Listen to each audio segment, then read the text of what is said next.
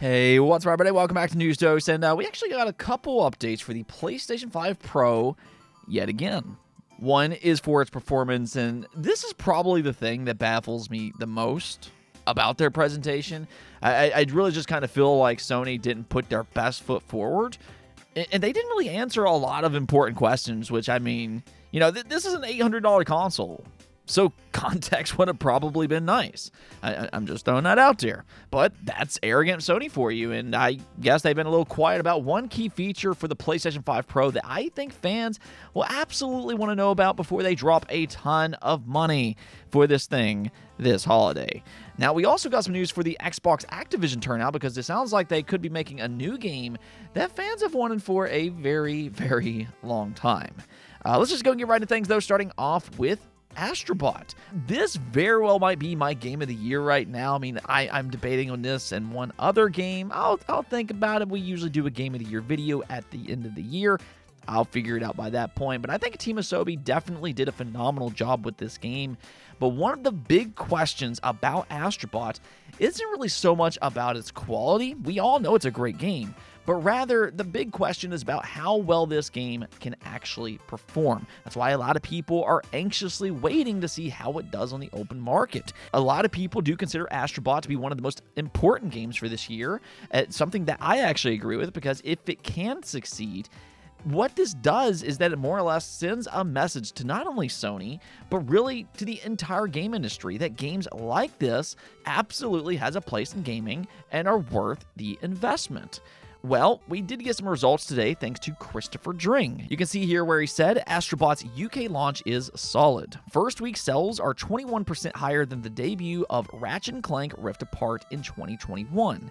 Astro was number 2 last week behind Space Marine 2, which is the UK's fastest selling Warhammer game, beating Total War Warhammer 3. More in the next GI microcast. So it is at the very least doing well in the UK, which I think is great to hear. I mean, we still need to see how it does in the Circana charts, where they track the United States, but the fact that Astrobot is tracking ahead of Ratchet & Clank Rift Apart, you know, this is a well-known, established PlayStation franchise. Again, I think that's a great sign. I mean, Rift Apart went on to sell around 4 million units, and I think if Astrobot can put up similar numbers to Rift Apart, that would probably be considered a big-time success for Sony. You know, Astrobot only took 3 years to develop with a 65-person team. It's not expected to put up Spider-Man or God of War type of numbers. Sony would probably be more than happy with 4 million sold if it continues at Ratchet & Clank's pace. Now, however, Astrobot doesn't seem to be performing as well over in Japan. It debuted at the number 2 spot on the Famitsu chart with 12,267 units sold.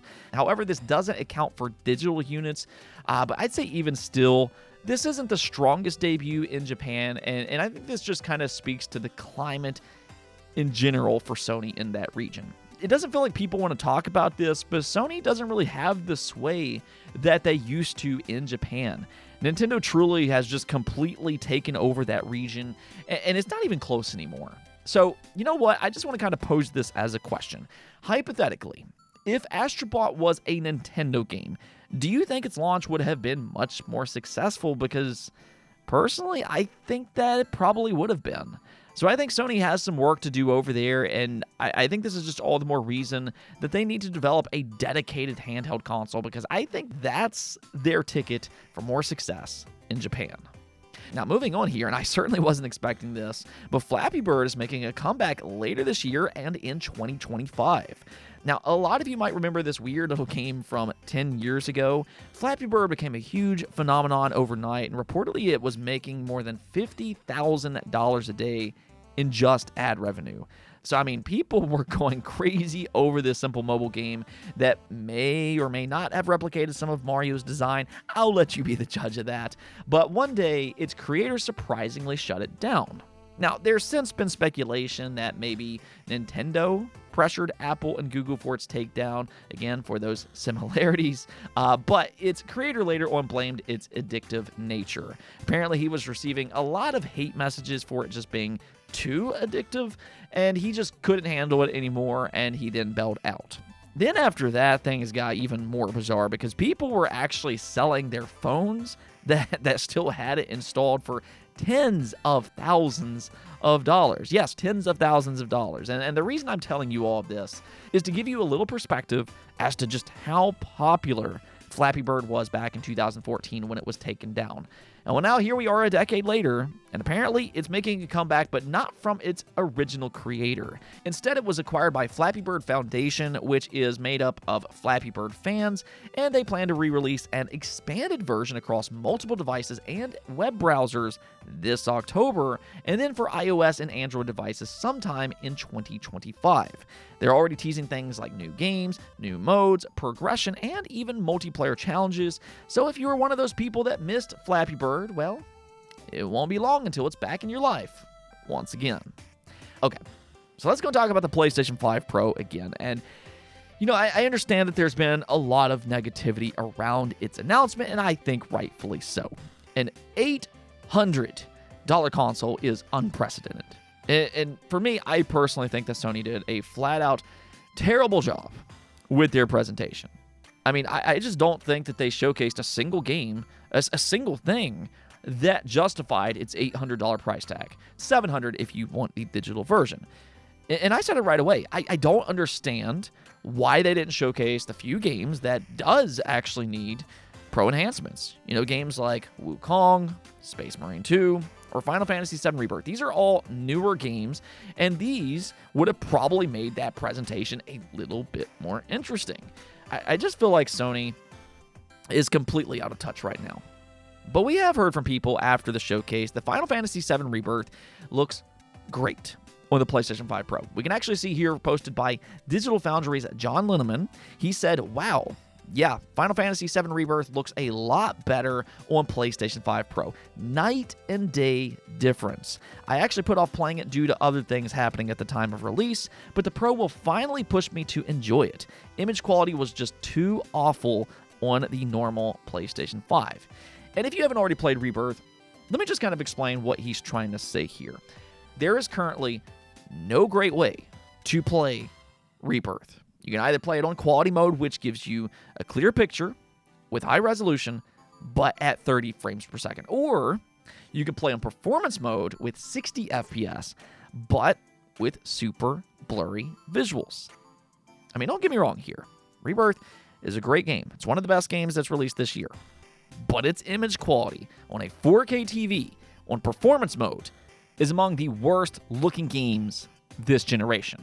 And that theoretically is something that the PS5 Pro can fix. The entire goal for this console is to give you near fidelity visuals with 60 FPS. It's kind of the best of both worlds, and PSSR is their magical tech that helps with that aspect. That's why, to me, PSSR is by far the most interesting thing about the PlayStation 5 Pro. It basically is what NVIDIA DLSS does, which has been a huge boon for PC. This is a big part of the future for gaming just in general. But the problem here is that Sony, again, did a flat-out terrible job at highlighting that in their presentation. What they instead did is they showed a bunch of older games that already looks good in the first place. Ratchet & Clank Rift Apart. Nobody was complaining about that game. It looked good. Spider-Man. Nobody was complaining about that game. It looked good. Gran Turismo. Who was complaining about these games? I just don't understand Sony's logic and what they thought they were going to achieve with this just abysmal presentation. And now what happens because of that is that we have to wait for these more in-depth looks from places like Digital Foundry. I mean, do they want us to drop $800 for a console to play games that we played 3-4 years ago? Is that what they want? I mean, they could have showcased PSSR and how it affects games like Rebirth. That would have been a cool look. We could have seen if it's comparable to something like DLSS. So, I mean, I don't know. Sony just completely missed the mark here, and I guess now we're going to just have to kind of wait and see. But for the meantime, the fact that we are hearing that Final Fantasy VII Rebirth looks great on the PS5 Pro, apparently a night and day difference, hey, that is a positive sign, and maybe this will apply to other games as well. Now, unfortunately, though, Sony wasn't quite done with stepping on rakes this week because more people have discovered that its Pro Enhancements label don't only apply to 60 FPS games. I mean, again, the entire point for the PlayStation 5 Pro is to get the best of both worlds. Near fidelity graphics with 60 FPS gameplay. But little did we know, developers can apply the Pro Enhancements label to their games even if they only make an improvement to its 30 FPS mode. In fact, Digital Foundry confirmed that the Hogwarts Legacy footage that they showed during their presentation was running at 30 FPS. And here, you can see posted up by Tom Warren, he said, PS5 Pro Enhanced label will still be available for a variety of other scenarios that include 30 FPS games. Developers have the option of increasing the target resolution for PS5 Pro games that run at a fixed resolution on PS5, or even increasing the target maximum resolution for games that run at a variable resolution on PlayStation 5. That could mean that we see PS5 Pro Enhanced games that run at between 1080p and 1440p resolution at 30 FPS on the base PS5 and run between 1280p and 2160p on the PS5 Pro at the same frame rate. A fixed resolution increase from 1440p to 2160p would also qualify as a PS5 Pro Enhanced game. Developers could also choose to enable ray tracing effects and get the PS5 Pro Enhanced label without improving resolution or frame rates. If a developer wants to target 60 FPS instead of 30 FPS with the same resolution, this may also qualify as a PlayStation 5 Pro Enhanced game. Yeah. Like I said, Sony just keeps stepping on rakes. What this basically tells me is don't trust these PS5 Pro Enhanced labels. If you want a 60 FPS experience, unfortunately, those PS5 Pro labels does not guarantee anything. Instead, we could just see a small bump to the resolution for a 30 FPS experience, and they can call it a day. I mean, you know, the fact that Sony was quiet about this, the fact that it's come out this way, I just don't think this is a great look for it. I mean, the PS5 Pro was already, a tough sell as is, but, this comes off as them hiding information, and that really is the problem for this console. I just think that there's so many questions that we still don't know about this console. I keep saying it, but that presentation was flat out terrible. Even the PS4 boost mode, they haven't showcased what that actually means.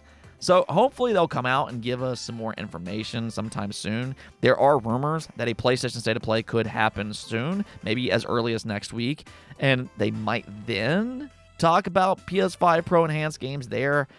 But why did they even need a second presentation at all? Why didn't they just do this already when most people were going to watch? I really don't understand what Sony's doing, but hey, maybe they'll give us some more information with another presentation, because I guess that first presentation was incomplete. I don't know. Now, one last thing I want to go and talk about here is a possible game from Activision, which of course is now owned by Xbox. So this is going to be a Game Pass game as well. So for you subscribers, go and perk up for this. And if you're a fan of old Tony Hawk games, well, you might want to know that Tony Hawk and Activision are working on something together for Tony Hawk Pro Skater's 25th anniversary. Man, that is hard to believe. It doesn't really feel like it's been 25 years, but, nonetheless, he said they have something planned. He then teased, I wish I could tell you more, but I can tell you that I've been talking to Activision again. We're working on something. It will be something the fans will truly appreciate. Now, I'm just going to go out on a limb here and predict that, this is probably going to be Tony Hawk's Pro Skater 3 Plus 4 remake. At one point, they were working on that package, but it halted once Vicarious Visions got absorbed into Activision. That was still a ridiculous move, but here we are, and that project may have gotten revived. So, hey, things are happening within Activision that aren't Call of Duty related. That alone, I'd say, is pretty good news. Of course, Toys for Bob is also working on something with Xbox, maybe Spyro or Crash Bandicoot, or maybe even a combination of the two together. And now it looks like Tony Hawk is also making a comeback as well. So, hey, Activision isn't just a Call of Duty factory after all. Anyways, though, that's going to be it for this episode, but until next time, peace out.